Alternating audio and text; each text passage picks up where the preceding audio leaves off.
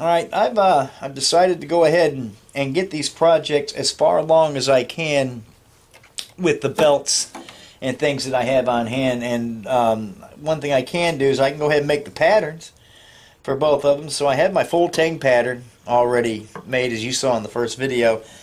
And what I'm working on now is the hidden tang version. Now in the original drawing, you might notice that the tang, it shows it intersecting the blade at a very sharp angle, and I think that was just to get the full tang just represented, but I don't think that anybody intended to leave that as a sharp corner, because you can't do that when you're talking about heat treated tool steel. That is just inviting a snap right there, a crack, and it probably would happen.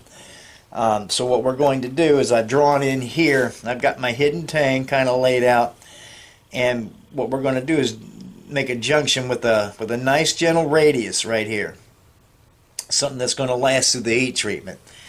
And then on a hidden tang knife, the idea is you want to come at least, a good 2/3 of the way down into your handle material. And this looks like a little bit more than that, but I'm just getting an idea here. But I don't want to go any less than 2/3. So even if I cut off there, I'd probably be okay with my handle length.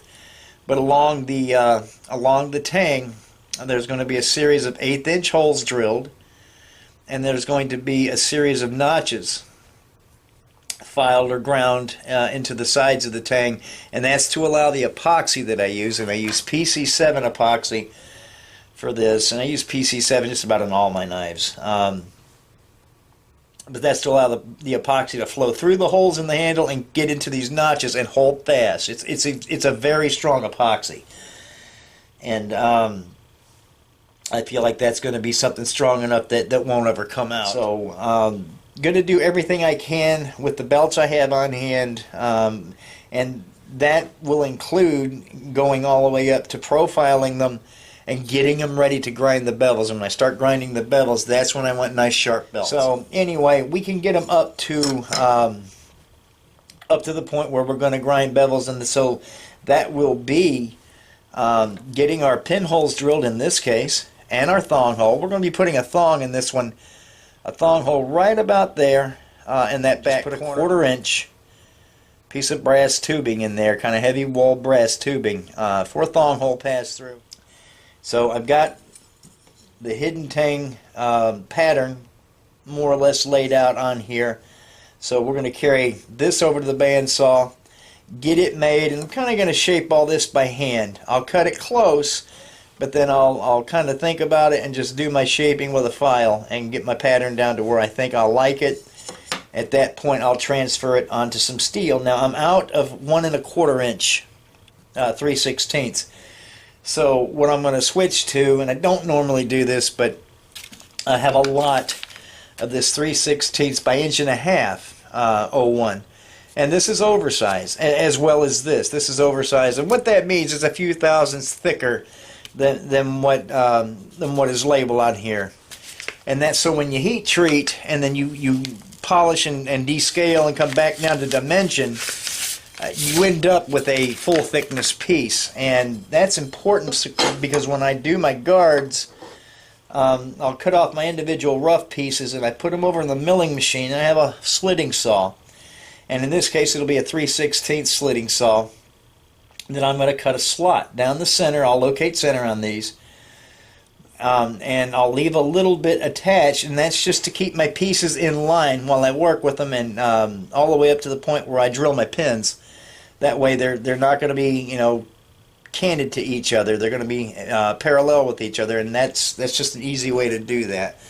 But with the oversized stock, by the time I work them down and get them to where I'm ready to slip the guards on and fit them, this will be down to a true 3/16. So that's why I order oversized stock. Okay, I have the other blank, the pattern that is, bandsawed out. So I've got my tang and got a good square shoulder, but I did radius into where the tang takes off into the handle.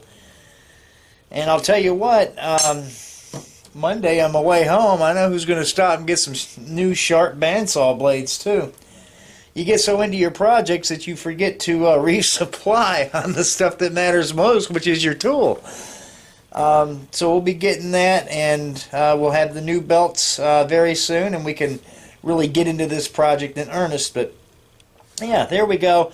We have patterns set out now, chiseled in aluminum for the full tang, and then the hidden tang version of the knife with no name. I'm just going to call it a Hawk's knife. How about that? Because that's who designed it. So anyway, this is about what we're going to do. I'll wait till Monday afternoon when I got a good sharp bandsaw blade on that bandsaw to go tackling this 01. Even annealed. This stuff is pretty tough. A little tougher than 1018. So we're going to pick up this project after the weekend. But I'm glad to have it to this point. Once I get my patterns made, I'm kind of committed to something. And I have several knives that are in the works, about a half a dozen. So this is going to make 2 more.